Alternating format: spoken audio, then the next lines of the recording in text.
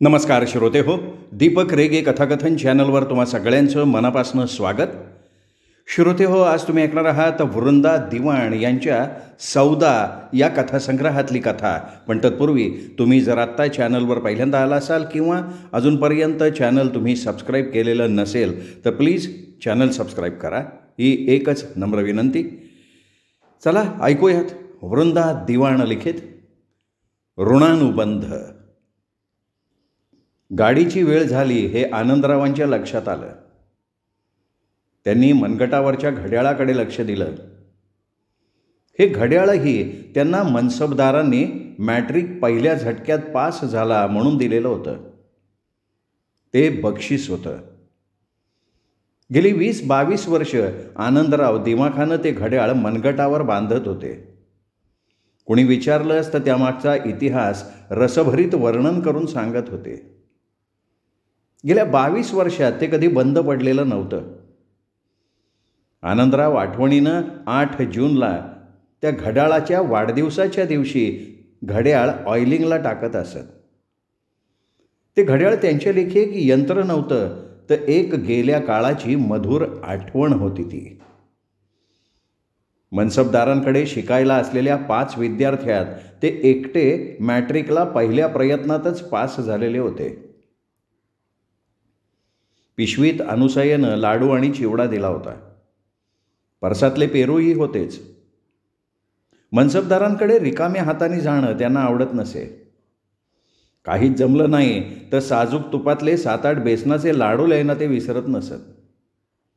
आत्तासुद्धा त्यांनी त्यांच्यासाठी बेसनाचे साजूक तुपातले चांगले 15-20 लाडू अनुसयेकडनं करवून घेतलेले होते. एक छोटीशी पिशवी आणि बॅगेत एक कपड्याचा जोड घेऊन ते जालन्याला निघाले. आठवडाभरात मनसबदारांचा 2दा निरोप आला होता, तातडीचं काम आहे, येऊन भेटून जा. 70 ओलांडलेल्या मनसबदारांना पत्र लिहिणं जमत नव्हतं. हात थरथरत होता. मजकूर मनात असला तरी सुसूत्रपणे त्या मोजक्या चिठोऱ्यावर उतरवणं जमत नव्हतं. डोळ्यांना कमी दिसत होतं. पूर्वी त्यांचं नेमानं पत्र येत असे. मोडी वळणाचं त्यांचं मराठी अक्षर वळणदार होतं. लिहिणं मुद्देसूद असे. फापट पसाऱ्यात त्यांना गोडीच नव्हती. हाडाचेच वकील होते त्यामुळे नेमका मुद्दा मांडण्यात हात खंडा होता. पण ह्या 5-7 वर्षात त्यांनी कुठंच पत्र लिहिण्याचं सोडून दिलेलं होतं. ते येणाऱ्या जाणाऱ्यासोबत निरोप पाठवत, आठवण येते, येऊन भेटून जा, बास इतकाच. अजूनही मनसबदारांना मानणारी माणसं गावात होती. ते काळजीनं निरोप वेळ काढून येऊन सांगत. कुणाला कशाचा शौक तर कुणाला कशाचा. मनसबदारांना पदरी घरी विद्यार्थी शिकण्यासाठी ठेवून घेण्याचा नाद लागलेला होता. त्यांच्या उमेदीच्या काळापासून 20-25 विद्यार्थी त्यांच्या घरी राहून कामं करून शिकून पोटापाण्याला लागलेले होते. घरातली पडेल ती कामही मुलं करत. सोवळ्यातलं पाणी भरणं, देवाची पूजा करणं, ओसऱ्या झाडणं, स्वयंपाकीण भाजी चिरून देणं, सणावारी कुलधर्म कुलाचार असेल तेव्हा तळण टळणं, पुरण पाट्यावर वाटून देणं, म्हशीच्या धारा काढणं, ताक घुसळणं आणि पडेल ते इतर कामं वयानुसार वाटून दिलेली असत. ती कामं त्यांनी वेळेवर जबाबदारीनं केली पाहिजेत हा मनसबदारांचा दंडक असे. कुणी कामचुकारपणा केला की स्वतः वकीलसाहेब त्याला कडक शासन करत. तास देवघरात देवापुढे गुडघे वाकून नाक घासायला लावत, शिव्याही देत. भाडव्यांनो, काम न करून कसं निभणार तुमचं? उपाशी माराल. चांगलं चुंगलं खा, घाम येई तो काम करा आणि शिका. पण शिक्षणाशिवाय ब्राह्मणाचं पोर वाया जातं. हातात झारा घेऊन स्वयंपाकी म्हणून फिरावं लागेल दारोदार, तेव्हा माझं बोलणं पटेल, पण तेव्हा वेळ गेलेली असेल. शिक्षण अर्धवट सोडून बापाचाच व्यवसाय करणाऱ्या नारायण कुलकर्णीचं उदाहरण ते सर्वांना देत. बापानं हाताला धरून ओढून नेऊन त्याला स्वयंपाकी केलं आणि उभी हयात त्याला धगधगत्या चुलाण्यापुढे काढावी लागली होती. एकदा त्याच्या हातचं जेवण जेवल्यावर मनसबदार त्याच्यावर न रागावता भूतकाळ विसरून त्याला शाबासकी देत म्हणाले होते, अरे पाककला तुझ्यावर खुश आहे, साक्षात अन्नपूर्णा. छान छान छान छान स्वयंपाक केलास बरं नारायणा. अरे आमटी काय झकास केलीस रे, अजून हाताचा वास जात नाही आहे. जीव ओतून केलेली सेवा, कुठलंही काम वाया जात नाही बरं. नारायणाचे डोळे ओलावले होते. त्यांनी वाकून मनसबदारांना नमस्कार केला आणि भरल्या आवाजात म्हणाला, वकील साहेब, तुम्ही माझ्यावरचा राग विसरलात. मला खरंच नाही वाटत हो. वाटलं असं इथे आपल्याला बघून तुम्ही शिव्या घालणार, ह्यापेक्षा शिकला असतास तर असं म्हणाला असता. पण तुमचं मन मोठं आहे वकील साहेब, फार मोठं. मनसबदार मनातून हसले. शीतल चांदणं पसरावं ना तसं. तिथल्या तिथे म्हणाले, नारायण, आजपासून वाड्यावरचा कुठलाही स्वयंपाक तुझ्याकडे. ही सुपारी दिली असं समज. पदरी असलेलं पोर वाया जाऊ नये या भावनेनं आम्ही रागावलो तेव्हा तुझ्यावर. आज ते आमचे शब्द आम्ही मागे घेतोय. आजपासून गावातल्या कार्याला तूच हवास, जिल्ह्यावरून स्वयंपाकी येणार नाही. नारायणाला त्या क्षणी वाटलं होतं आपल्या कातड्याचे जोडे करून ह्यांच्या पायात घातले तरी ऋण फिटणार नाही.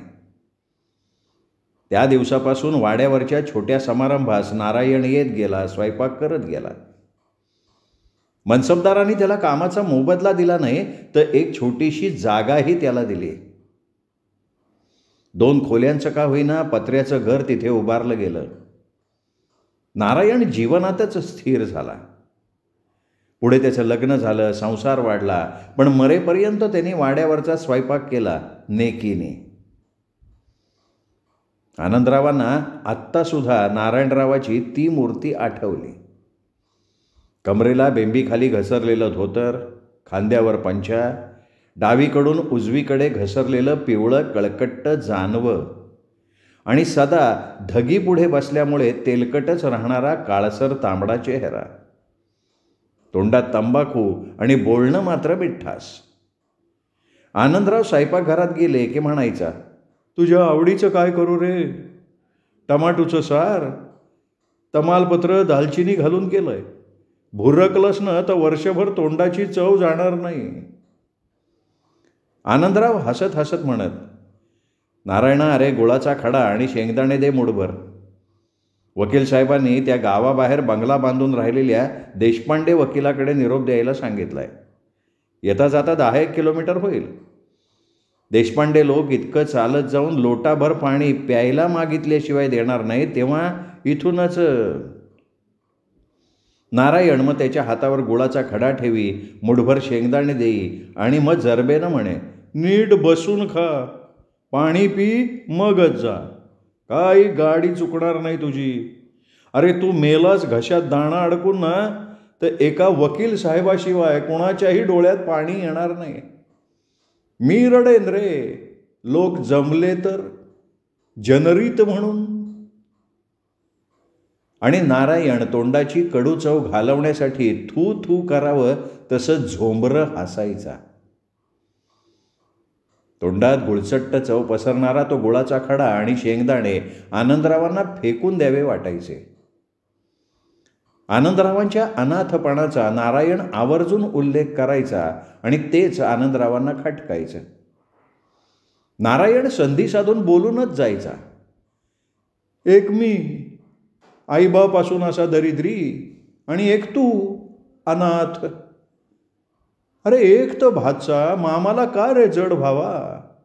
का आणून टाकावं त्यानं इथं दुसऱ्याच्या दारात? आता वकील साहेब म्हणजे देव माणूस.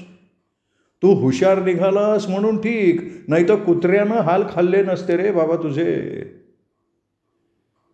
आनंदरावांच्या पोटातली भूक संपूनच जायची. हे सगळं नारायण असूयेनं तर बोलत नाही असंही त्यांना वाटायचं. कारण मनसबदारांची खरंच त्याच्यावर मर्जी होती. त्यांचं संस्कृत चांगलं होतं, गणितात पैकीच्या पैकी मार्क असायचे म्हणूनही असेल कदाचित. नारायण हटकून म्हणायचाच, परवा मामा आला नव्हता ना रे तुझा, मग दिवाळीला ये बी काही म्हटलं का नाही, का नुसताच भेटून गेला. आनंदरावांना तिथे थांबणंच नको वाटायचं. हा आपले खवलेच काढतोय असं वाटायचं. ते गोड शेंगदाणे नको वाटायचे. नारायण बोलत होता ते सत्यही होतं. एका मुलाच्या भरवशावर माहेरी येऊन राहिलेल्या त्याच्या आईनं जेमतेम 8-9 वर्ष तग धरला. ती वारली आणि त्याच वर्षी त्याच्या मामानं त्याला मनसबदारांच्या हवाली केलं. ओझ्याचं मुटकुळं त्यांच्या दारात टाकून म्हटला, आता ह्याला आम्ही किती दिवस पोसू, तुम्हीच याचे मायबाप हो, त्याला तारा किंवा मारा. हा घरात असला तर माझा संसार होणार नाही. माझी बायको ह्याला उभा भाजून खाईल. चांगलं हुशार पोरग हो, पण वाया जाईल. आणि ह्याचं नुकसान झालं ना तर पाप मला लागेल. वकील साहेब ह्याला घ्या तुमच्या पदरात. आनंदरावांच्या मामांनी वकील साहेबांना लोटांगण घातलेलं होतं. आनंदरावांना नमस्कार करायला लावला होता. आनंदरावांना खांद्याला धरून उठवून वकील साहेबांनी विचारलं, शाळेत वेळेत जातोस का रे तू? अहो मी 4थीला आहे. मागच्या वर्षी कितवा नंबर आला होता? 3रा आला होता. 70% मिळाले. आनंदरावांना कंठ फुटला होता. खुश होऊन वकील साहेब त्याच्या मामांना म्हणाले, चांगला आहे, चुणचुणीत आहे, नाव काढेल आमचं. चमक आहे त्याच्या डोळ्यामध्ये, राहील आमच्याकडे, रुळेल 1-6 महिन्यात. तुम्ही निश्चिंतीनं जा. मामा सारखा त्याच्या डोक्यावरनं अंगाखांद्यांवरनं हात फिरवत म्हणत होते, आनंदा नीट राहो. त्यांना आईबाप मान, सरकार म्हणून मान दे. तुझ्या आयुष्याचं सोनं होईल रे पोरा. ते खुश आहेत तुझ्यावर. त्यांच्या मर्जी पत्तर काय हवंय आपल्याला. मामाच्या डोळ्यात पाणी चमकत होतं. उपरण्यानं ते टिपत होते. आनंदरावांचं तिकडे लक्षच नव्हतं. मामाचे शब्द कानावर पडत होते पण वाईट वाटत नव्हतं. भिरभिऱ्या डोळ्यांनी ते सारा वाडा निरखत होते. राजवाड्यासारखा मोठा वाडा होता तो, गढीसारखा उंचावर. थोडी चढण, मग अंगण आणि मोठ्या शिसवी दारातून आत गेलं की उजवीकडे आणि डावीकडे 2 मोठ्या ढालचा. एकीत लाकडी कपाट, पुस्तकांनी भरलेली बैठी टेबलं, लोड, गादी आणि चुटूक सतरंजी. छताला दिव्यांचं झुंबर आणि दुसरीकडे बैठक, गाद्या, तक्के, लोड, पांढऱ्या शुभ्र चादरी. मध्यभागी पानदान आणि पानाचं तबक. भिंतीला धरून देवादिकांचे मोठाले फोटो ओळीनं लावलेले. मन प्रसन्न व्हावं अशी ती बैठक स्वच्छ होती आणि प्रशस्त होती. बैठकीतून आत गेलं की उजवीकडे उंबराचं झाड, त्याखाली ओट्यावर दगडाचे देव आणि शेजारी विहीर रहाटाची. दिवसभर घरात रहाटाचा आवाज घुमायचा, कारण मागच्या दारात लोक येऊन पाणी घेऊन जायचे, त्यामुळे वाड्यात सतत माणसांची वर्दळ असायची. डावीकडे पायऱ्या चढून गेलं की मोठी ओसरी. ओसरीला लागून स्वयंपाकघर, देवघर, कोठी आणि मोठं वस्तल असलेलं न्हाणीघर. ओसरीलाच एक शिसवी खांबाला टेकून खुर्चीत वकिलीणबाई बसलेल्या असायच्या. गोऱ्या गोमट्या, नीटस, अंगभर दागिने, गोठ, पाटल्या, बांगड्या, गळ्यात चपलाहार आणि जरी काठाची रेशमी साडी नेसलेली. डोळ्यात जरब होती त्यांच्या. वकील साहेबांच्या मानानं त्या बऱ्याच तरुण वाटायच्या, जेमतेम 30शीच्या. वकील साहेब 50शीचे, म्हणजे त्या आसपासचे, पण भव्य आणि सात्विक. त्यांना पाहिल्याबरोबर मन प्रसन्न व्हावं असं व्यक्तिमत्व. कधी रागावणार नाहीत की वसकणार नाहीत. कोणाशीही दृष्टीभेट झाली की मंद मधुर हसणाऱ्या. वकील साहेबांचं इंदिरा हे तिसरं कुटुंब आहे हे नारायणानंच पुढं कधीतरी सांगितलेलं होतं. घरात हुकूमत वकिलीणबाईंचीच होती, पण पैशांचा सारा व्यवहार वकील साहेब स्वतः बघत. राहत्या घराच्या खाली मोठं तळघर होतं. तिथं 200-200 पोती गहू, डाळ, ज्वारीची पोती असत. तिथे कुबट्ट वास यायचा. हवा आणि प्रकाश कमी होता म्हणून असेल. पण बाजारात धान्य विकायला नेताना गड्यासोबत कंदील घेऊन वकील साहेब आनंदालाच तिथे पाठवत असत. किती पोती नेली वगैरेचा हिशोब ते त्यालाच विचारत. एका डायरीत त्यांना ते सर्व लिहून ठेवावं लागे. त्यांना ते दाखवावं लागे. या इतक्या मोठ्या घरात आपल्याला राहायला मिळणार या कल्पनेनं आनंदरावांचं सारं छोटंसं भावविश्व थरारून उठलं होतं. त्याला मामाचं छोटंसं घर आठवलं, जेमतेम 8 पत्र्याचं. समोर छोटी पडवी कुडाच्या आडोशाची. ऊन, वारा, थंडी, पाऊस, बाहेर काही असलं तरी त्याला आणि त्याच्या आईला तिथेच झोपावं लागे. 2 मामे भावंड तिथंच झोपत. अंगावर जुनी गोधडी असे. हातपाय पसरता येत नसत. त्याच्या आईचं सारं अंग आखडून जाई. वर्ण मनात काळजी. 2 पावसाळे तिने जेमतेम काढले असतील. अंगात मुरत गेलेला ताप हटलाच नाही. त्यानं आनंदरावांच्या आईला अखेर संपवलंच. मामीच्या करारी स्वभावानं अजूनच उचल खाल्ली होती. आनंदराव नुसता नजरेला पडला तरी मामीच्या डोळ्यात आग भडके. हातवारे करत ती म्हणे, हा जन्माचा रोग मागे लागलाय. किती दिवस सांभाळायचं तुला? आई गेली, आता तू इथंच. अरे जा की बापाकडं. इथे किती दिवस मामाच्या राशीला राहणार? मामा मरेपर्यंत का माझी हाडं मसणत जाईपर्यंत? मामाच्या कानावर कुणीतरी मनसबदारांचं नाव घातलं होतं. मामाने 2 महिन्यांनी पैसे जमवले. आनंदरावांना सदरा चड्डी घेतली आणि मनसबदाराकडे आणलं. आनंदरावांसारख्या हुशार मुलाला सांभाळणं त्याच्या मामाला जड नव्हतं. सहज मॅट्रिक झाला असता. पण त्याच्या संस्कारक्षम वयात त्याच्या मामीनं त्याला संसाराला लागलेली कीड समजून नष्ट केला असता. त्याच्या जवळचे चांगले गुण परिस्थितीचे चटके बसून कापरासारखे उडून जातील. आपलं फाटकं छत्र फार काळ त्याला आधार देऊ शकणार नाही.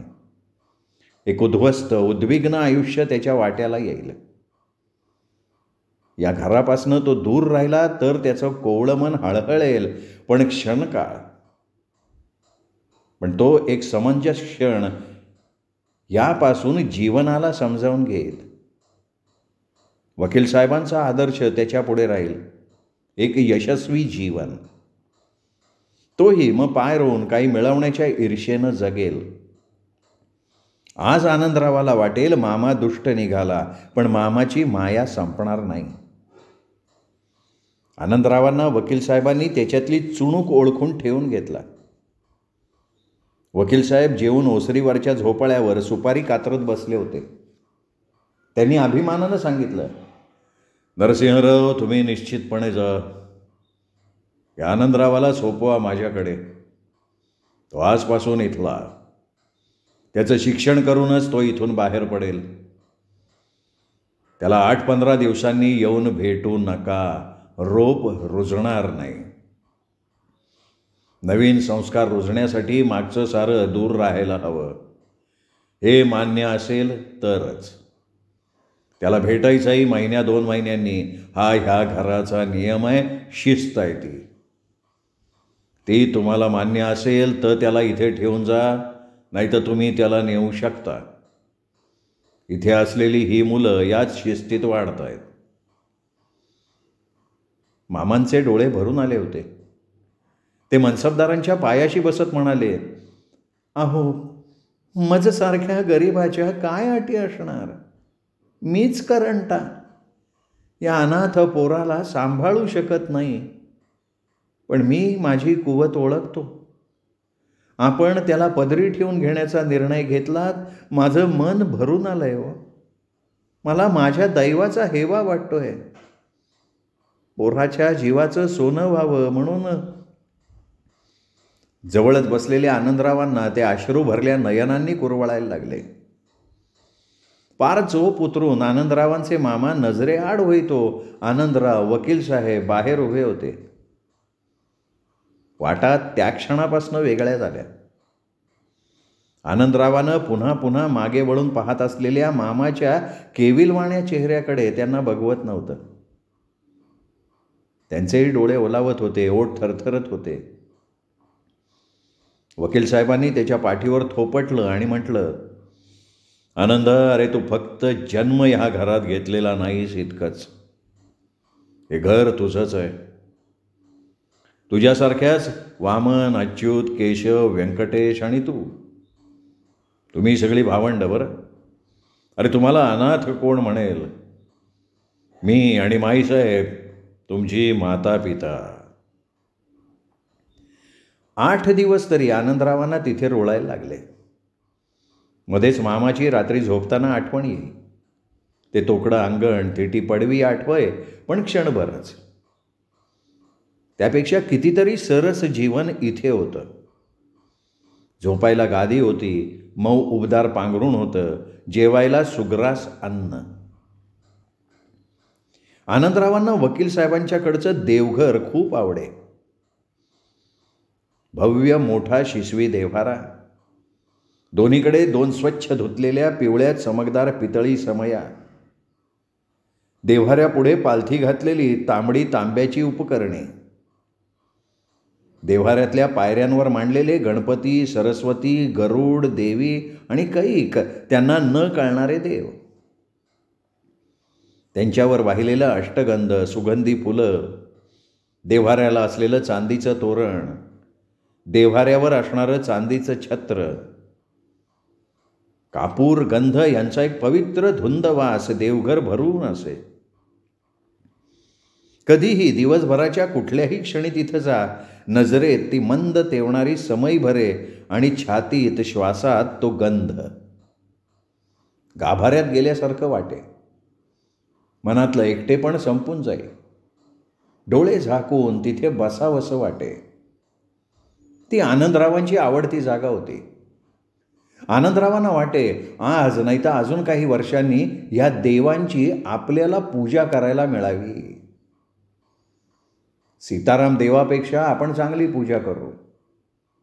त्यांना नेहमी घाईच असते. पूजेनंतर मिळणारा फराळ आणि चांदीचा पेला भरून दूध हे त्यांचं ध्येय. खुंटीला निर्या करून अडकवून ठेवलेलं जरीकाठाचं केशरी सोवळं त्यांना अतिशय आवडे. किती तलम असावं ते. नुसती नजरच इतकी सुख पावते तर त्याचा स्पर्श मऊ तलम. मध्यरात्री आईचा अंगावर पडणारा हात, तसा हा स्पर्श असेल का? त्यांना विलक्षण मोह होई. मन आतुर असायचं. इथे आपण आश्रित आहोत असं कधीच त्यांना वाटलं नाही. एकतर प्रामाणिकपणामुळे असेल किंवा वकील साहेबांच्या स्वभावामुळे असेल. जी काय थोडी बहुत कुरबूर रागावणं असताना ते वकिलीणबाईंचं. त्या आपल्या सदा सजलेल्या गौरीसारख्या जरीची रेशमी साडी नेसून, दागिने घालून, नटून थटून असायच्या. त्यांचा धाकटा मुलगा 5-6 वर्षांचा होता. त्याची मर्जी सांभाळली, त्याच्या खोड्या सोसवल्या की त्या खुश. आनंदरावांनी ते गुपित ओळखलेलं होतं. अच्युत, वामन, व्यंकटेश ही मुलं थोडी मोठी होती, कॉलेजमध्ये जाणारी, 1-2 वर्षात स्वतःच्या पायावर उभी राहणारी, बऱ्या कुटुंबातली. केवळ तालुक्याला शिक्षणाची सोय म्हणून ते वकील साहेबांकडे राहत होते, पडेल ते काम करत होते. आनंदरावांसारखी ती मुलं अनाथ नव्हती. त्यांना आई, वडील, बहीण, भाऊ, घरदार सगळं होतं. त्यामुळे आनंदरावांसारखा हळवेपणा त्यांच्या ठाई दिसायचा नाही. ते सगळे आतून ताठर होते. वकील साहेबांच्या पहिल्या बायकोची 2ही मुलं मुंबईला होती शिक्षणाला. ती मुलं फक्त दिवाळी आणि उन्हाळ्याच्या सुट्ट्यात तेवढी यायची. महिनाभर राहायची आणि पुन्हा जायची. ती मुलं आली ना की वकिलीणबाईंचं वागणंच बदलत असे. त्यांचा मूळचा तापट स्वभाव अजून तापट होई. मनातला राग मग त्या स्वयंपाक करणाऱ्या नारायणावर काढत किंवा पुजाऱ्यावर, नाहीतर आनंदराव होतेच. परिस्थितीनंच अनाथ बनवलेलं. त्यामुळे आनंदरावांवर त्या हक्कानं चिडत. एकदा आनंदरावांना एकटं गाठून त्यांनी विचारलं, कुठं गेली होती रे दुपारी सगळी? बाजारात गेली होती समीर आणि सुभाषना कपडे आणण्यासाठी. दोघांना 3-3 जोड घेतले. हो, आणि माझ्या मुलांसाठी? त्यांची कुणाला आठवण होणार? हे असंच आहे. अगोदर सुभाष आणि समीर, उरलेलं माझ्या बाळाला. पण काय रे, तू सांगतोयस ते खरं आहे ना? हो बाई, खरं आहे. मी पण गेलो होतो ना, बरोबर. दुसऱ्या दिवशी वकिलीणबाईंनी गड्याला पाठवून स्वतःच्या मुलासाठी रेशमी शर्टाचं कापड आणि पॅन्ट बुशर्टचं कापड मागवलं. तेव्हाच त्यांचा अंतरात्मा तृप्त झाला. त्यावेळी मग त्यांच्या नजरेतला जाळ विझे, मस्तर शांत होई. 10-15 वर्षाच्या आनंदरावाला वाटे की हे बाई, हिच्या मनातली भावना चांगली नाही. यामुळे सगळं घर पोखरलं जाणार आहे. यांना काय कमी पडतं म्हणून यांनी इरीशिरीने असं वागावं. उलट मनात असेल ती माया ह्या सुद्धा मुलांवर पाखडली तर वकील साहेब यांना कुठे ठेवू कुठं नाही असं करतील. वकील साहेबांनी त्याला एक दिवशी बैठकीत बोलवलं आणि म्हणाले, घाबरू नकोस, खरं खरं सांग. आनंदरावांच्या सर्वांगाला कंप सुटला. वकील साहेब आपल्याला काय विचारणार आहेत हे त्यांना कळलं. दबक्या आवाजात वकील साहेबांनी विचारलं, मुलांना कपडे घेतल्याचं तू सांगितलंस का माईंना? आनंदरावांना रडूच फुटलं. तोंडातून शब्दच बाहेर पडेनात. कसे बसे ते म्हणाले, हो, त्यांनी खोदून खोदून विचारलं, मग मला सांगावंच लागलं. माझं चुकलं, मला क्षमा करा तुम्ही. आनंदरावांनी पटकन वकील साहेबांचे पायच धरले. डोळे वाहतच होते. आनंदरावांना उठवत वकील साहेब म्हणाले, नाही नाही, अरे तू घाबरू नकोस. दोष तुझा नाही आहे पोरा. पण हिनी असं का वागावं? हिच्या अशा वागण्यामुळे तर मी मुलांना दूर मुंबईला शिक्षणाला ठेवलं. ही इतकी 5-6 मुलं बाहेरची इथे शिकतायत आणि माझीच मुलं इथे ती नीट मानानं जगू शकली नसती रे. आणि मी सुद्धा सूड म्हणून दुसऱ्यांच्या मुलांना माझ्या पैशानं शिकवतो. हा मीच माझ्यावर उगवलेला सूड आहे. घर असून, इतकी शेती पोती असून माझी मुलं पोरकी एकाकी आहेत आणि मी बाप म्हणून. त्यांचा कंठ दाटून आला. आवंढा गिळल्यामुळे घशाची गाठ वेगानं वर खाली सरकली. एका 14-15 वर्षाच्या मुलापुढे ते मनातलं दुःख सांगत होते. ते अनाथपणाचा एक धागा धरून, कुठेतरी साम्य लक्षात घेऊन. दुःख समजून घ्यायलाही एक समान पातळी हवी असते. त्या मुशीतून समोरचा माणूस गेलेला असेल तर जाणीव पटकन होते. उराउरी उसवत जाणं सहज शक्य होतं. समीर आणि सुभाष मुंबईला गेल्यावर वकील साहेब आठवडाभर आबोल असत. जेवढ्यास तेवढं बोलणं. सतत झोप येईपर्यंत वाचत. घरातल्यापेक्षा बाहेरच्या आशेलांशीच मन मोकळं वागत. मुलांनाही बापाची कोंडी समजत असावी. त्यांचं मन मोकळं पत्र आलं की वकील साहेब झुळुकेनं हवेबरोबर फूल डोलावत तसं वागत. त्यांचं वागणं मग पूर्ववत होई. वागण्यात बोलण्यात श्रीमंती रुबाब उतरे. मन उभारी घे. आयुष्यातलं हरवलेपण, पराभव विस्मृतीत गाडला जाईल. 3-4 महिन्यांनी वेळ काढून मामा येत, आनंदरावांना भेटत, वकिलांच्या पायावर माथा टेकत. प्रत्येक भेटीगणिक ते वृद्ध होत होते. परिस्थिती काही माणसांना अवेळी वृद्ध बनवते म्हणतात. आनंदरावांचे मामा त्यापैकीच एक होते. आयुष्यात कुठलीच खेळी त्यांच्या मनाजोगती झालेली नव्हती.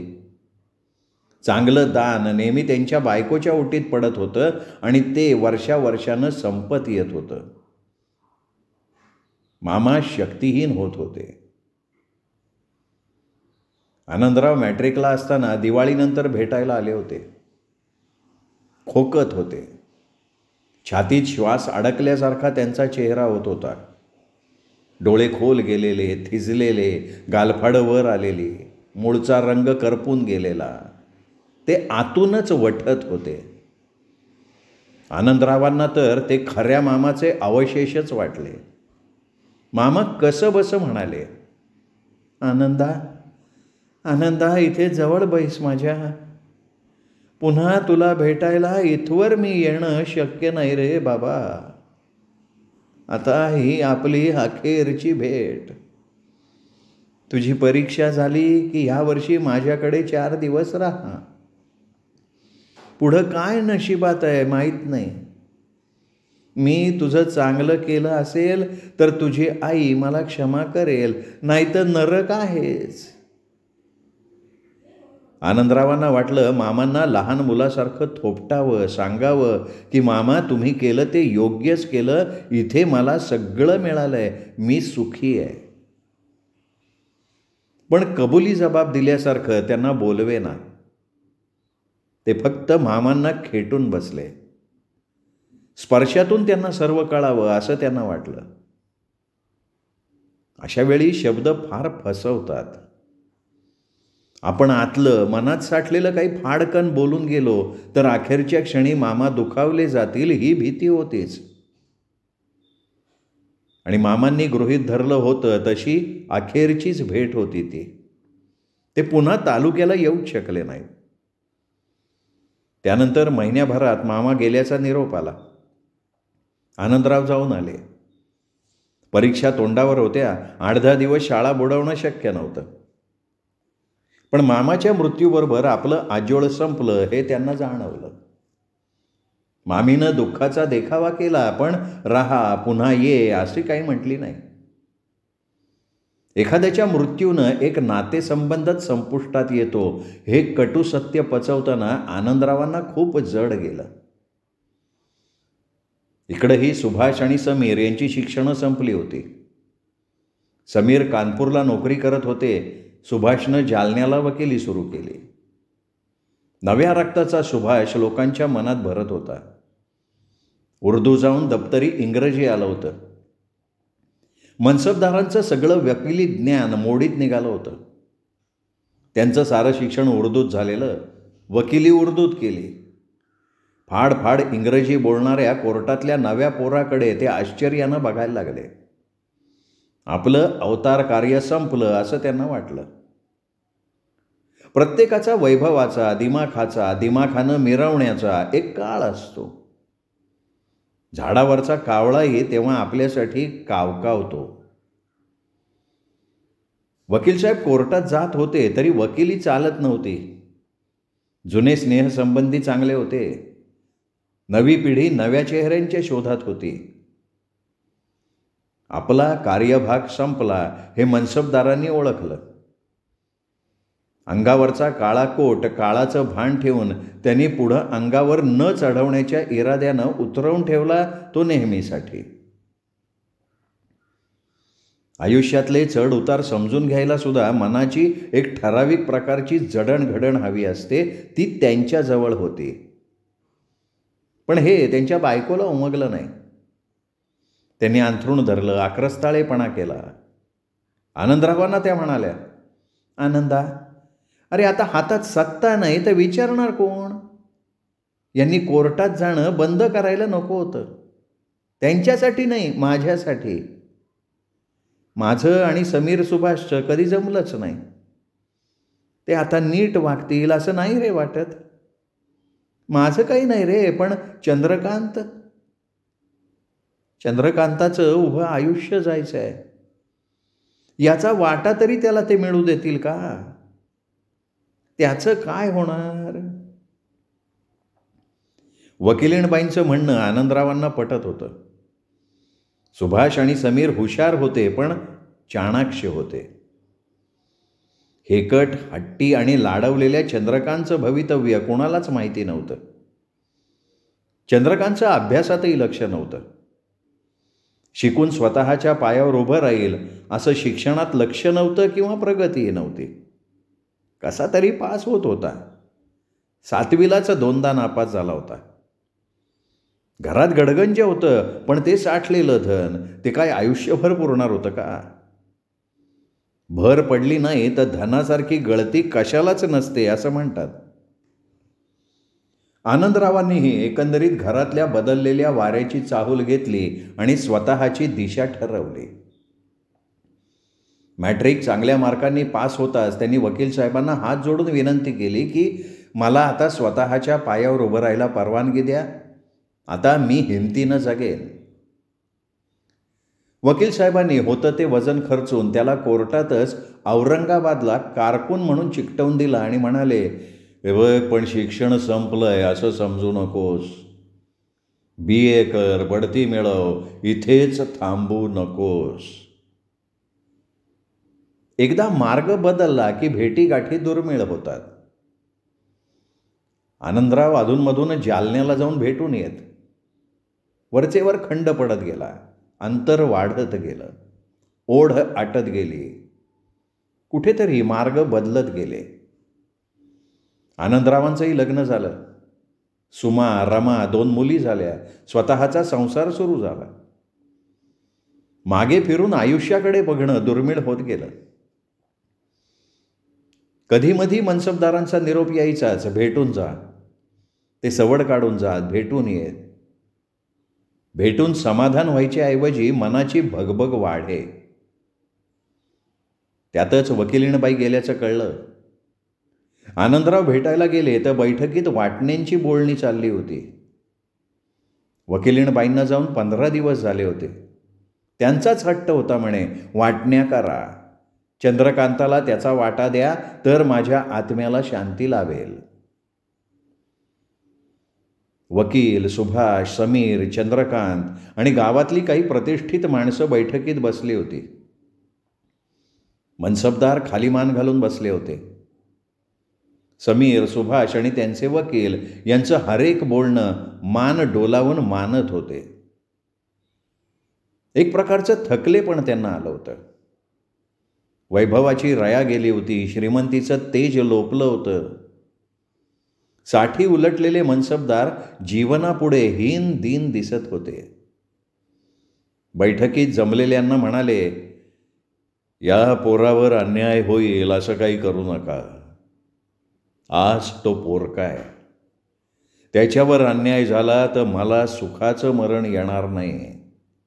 एवढीच माफक करुणा. सुभाष म्हणाला, इतके दिवस आम्ही पोरकेपण भोगलं, आता त्यालाही भोगू देत ना त्यातली मजा. मनाला क्लेश होतात म्हणजे काय होतं? आपलं ते आपलं राहिलं नाही म्हणजे कसा मनस्ताप होतो ते कळू द्या त्याला. एवढं बोलून सुभाष कुचकट हसला. तो छदमीपणे हसत होता. समीरही त्याला सामील होता. डोळ्यात रक्त उतरलं होतं चंद्रकांताच्या. तो ओरडून म्हणाला, मी भीक मागत नाहीये, माझा हक्क मागतोय, तो तुम्हाला द्यायलाच हवा. अरे आम्हीही तुझी आई असताना हक्कच मागत होतो की, भीक मागत नव्हतो आम्ही सुद्धा. तेव्हा सुद्धा सगळं आमच्या वडिलांनी कमावलेलंच होतं ना. अरे साधं सुट्टीत 8-10 दिवस इथे राहणं मुश्किल होत होतं आम्हाला. वकील साहेब हतबल होऊन दोन्ही हात डोक्यावर धरून बसलेले होते. दोघेही आपापल्या परीनं बरोबर होते. दागदागिने, शेती, घर साऱ्याची वाटणी झाली. 4-8 दिवस वाद झाला म्हणे. वाटण्या पुन्हा पुन्हा होत होत्या.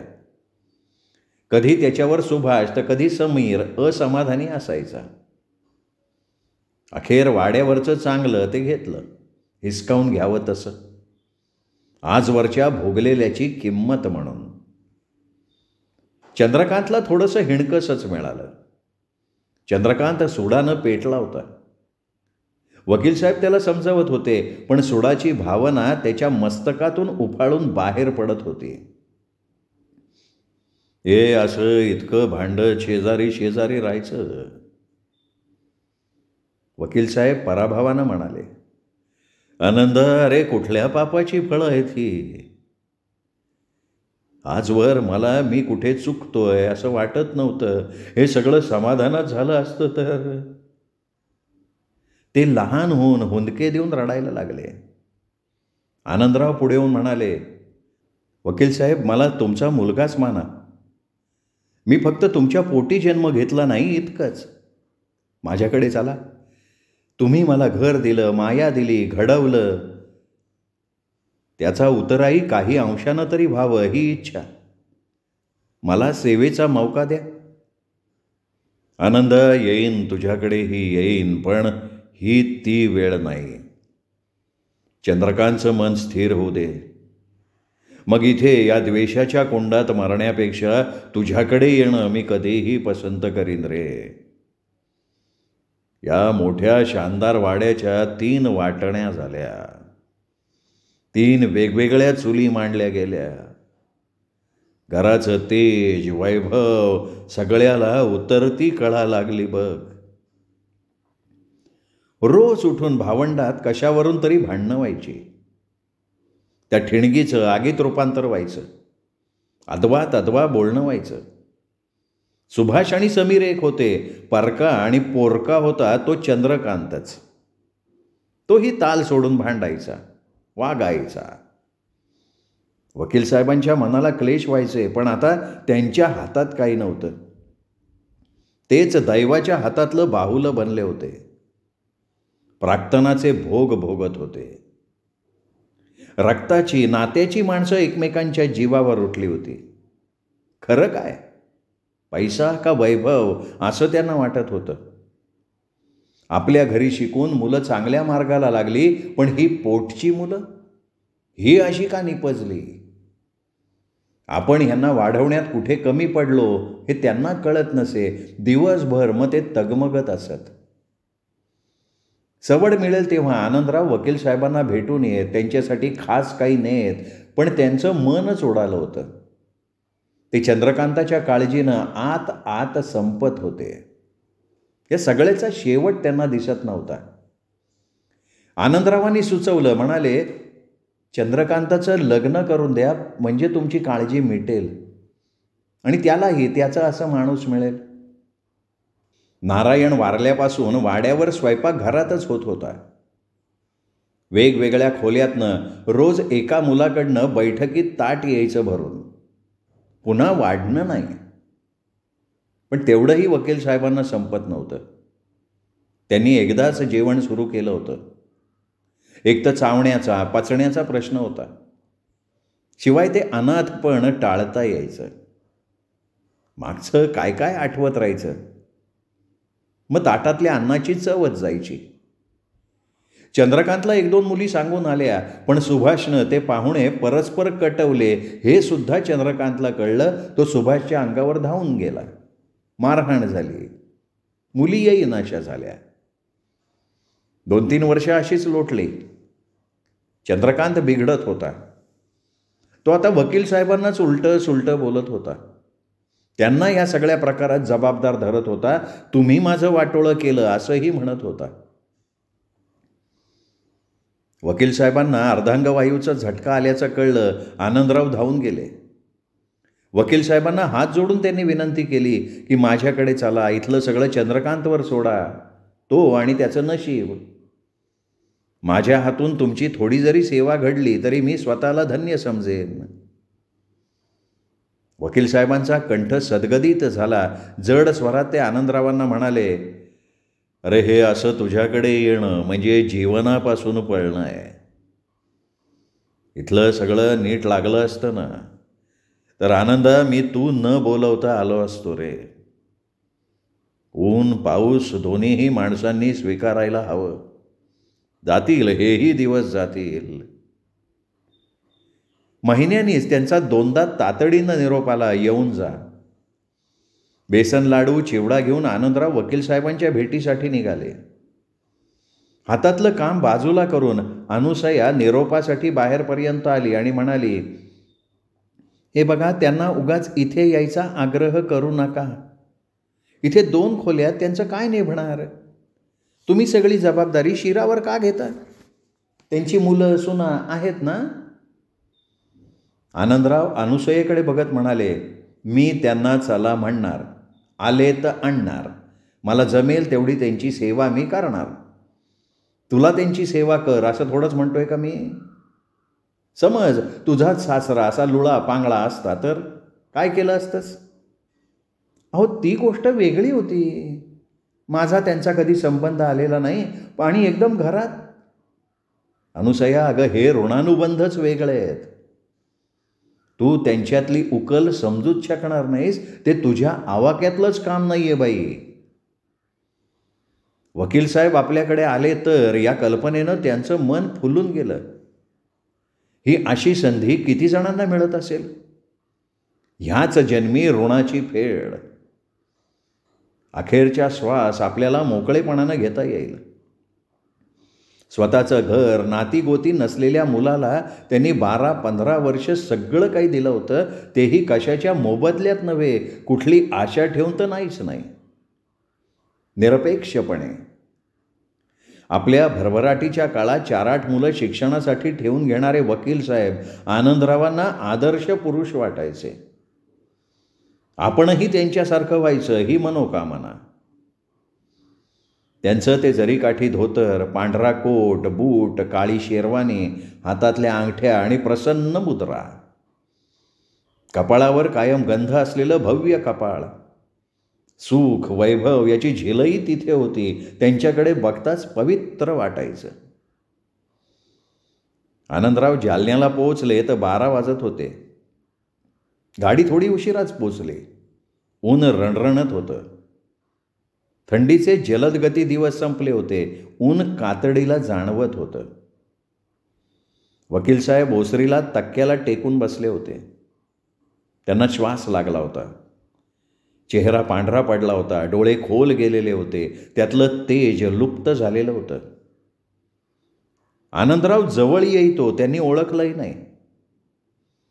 ओसरी चढून येताच खांबाला हाताची घडी घालून चंद्रकांत उभा होता.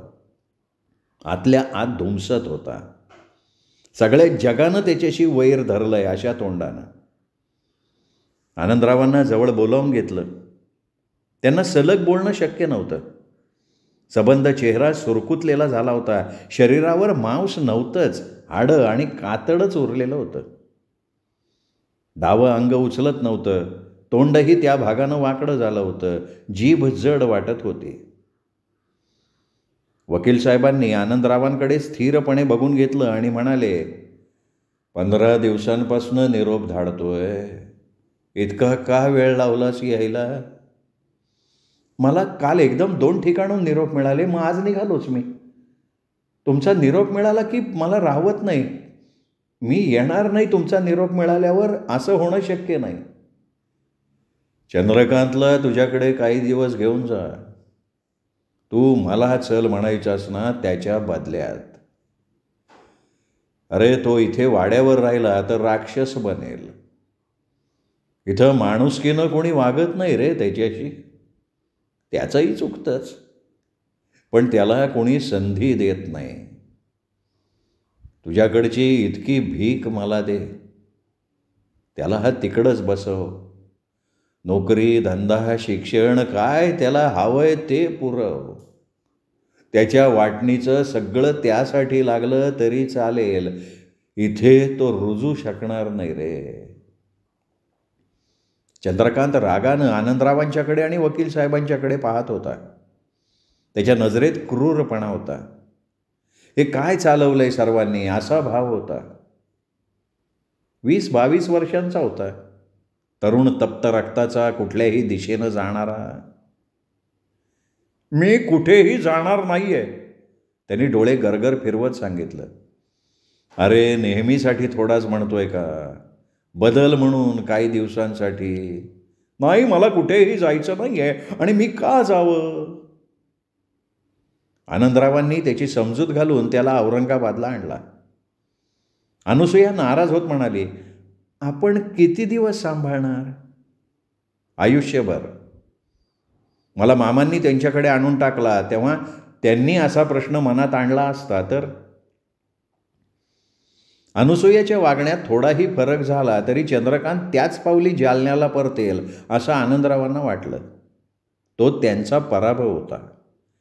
असं होता कामा नये याची ते खबरदारी घेत होते. चंद्रकांत अगोदरच आपल्या माणसांकडनं पोळला गेला होता. इथे जुन्या जखमा नव्या हातांनी चिघळल्या जाऊ नयेत असं आनंदरावांना वाटत होतं. मुलींनाही त्यांनी जतावलं होतं. चंद्रकांतच्या राहण्यात जेवण्यात ते जातीनं लक्ष घालत, त्याला पंक्तीला घेऊनच बसत. त्यांना अनुसूयेचा सुद्धा भरवसा वाटत नव्हता. सहज जरी चुकून तोंडातनं शब्द बाहेर पडला तरी त्याचे काय परिणाम होतील माहिती नव्हतं. चंद्रकांत इथे रमला रुळला तर हे आपल्या आयुष्यातलं एकमेव अद्वितीय यश आहे असंही त्यांना वाटायचं. कुठलीही किंमत देऊन ते मिळवायचं हे सुद्धा ठरलेलं. 8-15 दिवसात चंद्रकांत थोडा मोकळा झाला. मुलींशी बोलायला लागला, अनुसूयेचं ऐकायला लागला. एक आठवडा असा गेला असेल नसेल तो एक दिवशी जो दुपारी जेवून घरातनं बाहेर पडला तो रात्री 8 परतलाच नाही. सगळ्यांच्या तोंडचं पाणी पळालं. गावात रिक्षानं आनंदराव फिरून आले, कुठेही भेटला नाही. त्याला इथे कोणी ओळखतच नव्हतं. पोलीस ठाण्यात चौकशी केली, फिर्याद नोंदवली, पण उपयोग झाला नाही. 3ऱ्या दिवशी आनंदराव जालन्याला निघाले. कसाही असो निरोप पोचवणं भाग होतं. त्यांची हार झाली होती. त्यांना वाटलं घाई आपल्यालाच झाली होती. आपण स्वप्नांचे मनोरथ रचत होतो, सगळा मनोराच ढासळला वाळूचा होऊन. साश्रू नयनांनी त्यांनी वकील साहेबांना सगळी हकीकत सांगितली. काही ऐकण्याच्या पलीकडे त्यांची शारीरिक आणि मानसिक स्थिती झाली होती. अखेर प्रत्येकजण ज्याच्या त्याच्या प्राक्तनाला बांधलेला असतो तो तसाच वागणार. आपले आडाखे कुणीतरी प्रबळ हातानं उडवून लावत असतो. फक्त आपण ते कबूल करत नाही इतकंच. मी तुला दोष देत नाही आनंदा. त्यांच्या भावापेक्षा सुद्धा तू त्याला जास्त दिलंयस. त्याचंच नशीब खडतर. असो. आनंदरावांना तिथून निघताना रिकामं वाटलं होतं. असं पूर्वी कधीच वाटलेलं नव्हतं. पुन्हा 1-15 दिवसांनी आपण येऊ असं वाटायचं, पण आज मनात ती भावना अजिबात नव्हती. वकील साहेब 1-2 महिन्यांचे सोबतही होते आणि त्यानंतर तिथे कोणासाठी जायचं? कोण आपली वाट बघणार?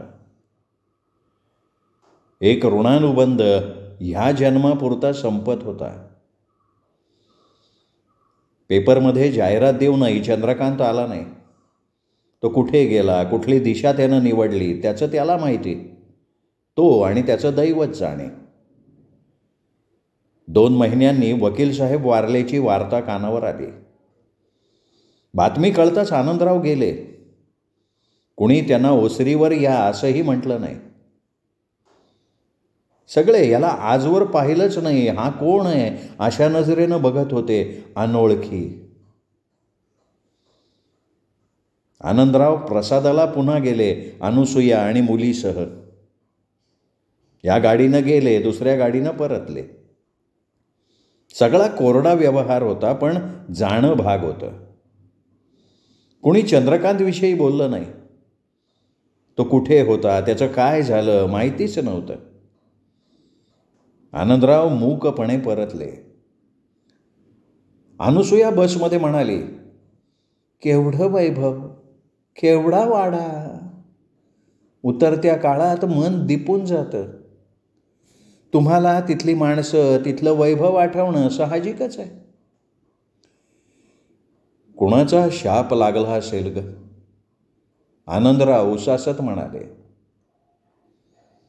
या इतक्या वैभवाचा मालक चंद्रकांत, तो कुठे आहे कोणास ठाऊक. त्याच्या वाट्याचं त्याला सुखानं मिळू नये हा कसला विचित्र योगायोग आहे. अनुसया येणार नाही, पण कदाचित चंद्रकांत आलाच ना तर त्याला आपण आपल्याजवळ ठेवून घेऊयात. तुझा होकार आहे ना ग, तू त्याला जपशील ना ग. हे पोरके पण मी भोगलंय ग अनुसया, त्याच्या झळा मला लागल्या आहेत. आता चंद्रकांताला ना या वाड्याकडे फिरकूच द्यायचं नाही. एका नवीन विश्वात नेऊ आपण त्याला माया देऊ आणि आपल्या मुलींना काका. तू तयार आहेस ना ग? तो कशाही रूपात आपल्याकडे येऊ देत, आपण त्याला ठेवून घेऊ. ही परतफेड आहे ग जुन्या ऋणानुबंधांची.